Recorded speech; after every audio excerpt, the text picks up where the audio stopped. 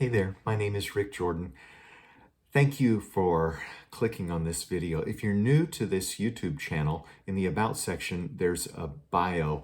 If you want to support the music and the talks on this YouTube channel, right below this video, you can click like, share, subscribe. I'm trying to reach 1,000 subscribers because once I reach 1,000 subscribers, YouTube will let me do some things on the channel that I can't do yet. I'm a long ways from 1,000 subscribers. And then if you would like to make a financial contribution or even become a monthly donor, you can click on the Patreon page that's in the comments section below this video. This is talk thing number 34. I'm calling it The Mystery of Suffering. Wind happens. My wife Carla and I live in Shawnee, Kansas. That's in the Kansas City area. I'm recording this on December 16th, 2021, but I want to talk about what happened around here yesterday. Wind happened, a lot of it. There's been some unseasonable weather this December. A few days ago, those monstrous tornadoes ripped through a huge section of the country. Well, we didn't have that, but the meteorologists called it hurricane force straight line winds. So basically yesterday, we found ourselves in the middle of a hurricane, in the middle of the country, in the middle of December. And it wreaked some havoc. Like, what the ding dong is going on? Is it global warming? I don't know. I'm not smart enough to even speculate. What I can say with confidence is that wind happens. Literally and euphemistically, wind happens.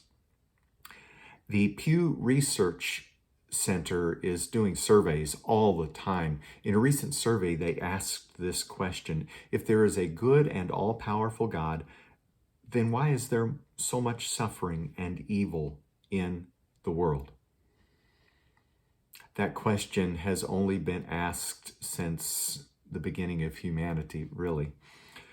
Most of the adults surveyed responded by saying sometimes bad things just happen and that people are often the reason. That's actually very perceptive, astute theology. In other words, wind happens, literally and euphemistically. The mystery of suffering strikes again. My first scriptural reference in this talk comes from the Gospel of John, chapter 16, verse 33. In this verse, Jesus and the disciples have spent some time in the upper room. Jesus is talking to them about what's going to happen in a few hours and what the implications are. He's just a few hours away from his crucifixion. He knows it. They are figuring it out and kind of in denial, just like I would have been. He wraps up by saying this in John 16:33. I've said all of these things to you so that in union with me, you may have peace. That biblical word peace, whether it's in the Hebrew scriptures or in the New Testament, it never means the absence of conflict, turmoil, wind. It always means presence with a capital P in the midst of conflict, turmoil, wind. So, I've said all of these things to you so that in union with me, you may have peace. He continues in John 16:33. In this world, you will have all kinds of trouble. But take courage. I have overcome the world. Jesus is saying to the disciples, and this gospel is saying to us, wind will happen. And Jesus says, take courage, I've overcome the world. In other words, I've got it. My second scriptural reference really ties into what I've just read in the gospel. It comes from Hebrews chapter 5, verses 7 through 9. Here's what it says. During his days on earth, Christ offered prayers and requests with loud, fervent cries and tears as his sacrifices to the one who was able to save him from death. He was heard because of his reverent submission.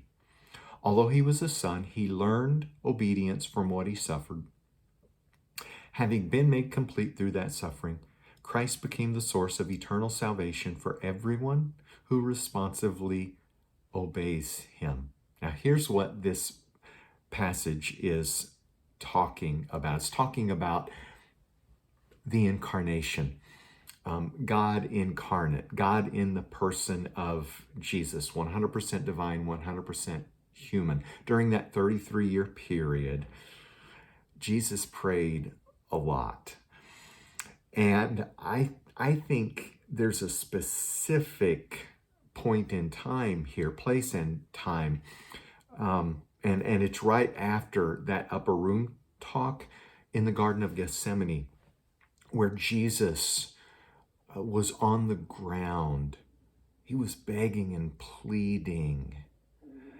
He was praying, Abba, if possible, can we do a workaround?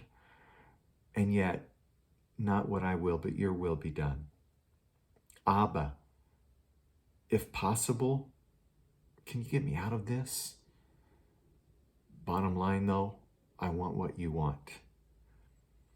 You know, it says Christ offered prayers and requests with loud, fervent cries and tears as his sacrifices to the one, God, who was able to save him from death. He was heard because of his reverent submission.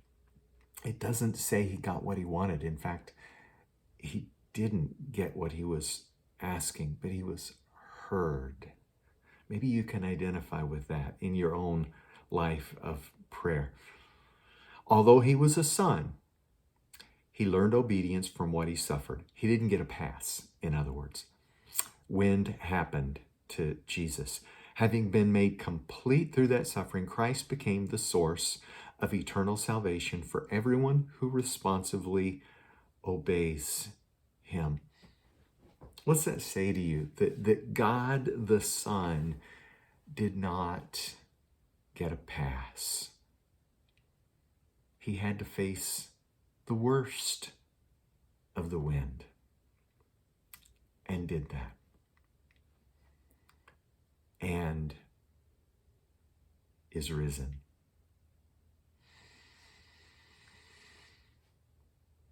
I would like for you to pause and think about what kind of wind you are facing. Where's it coming from? How strong is it? Just breathe in and breathe out for a little bit.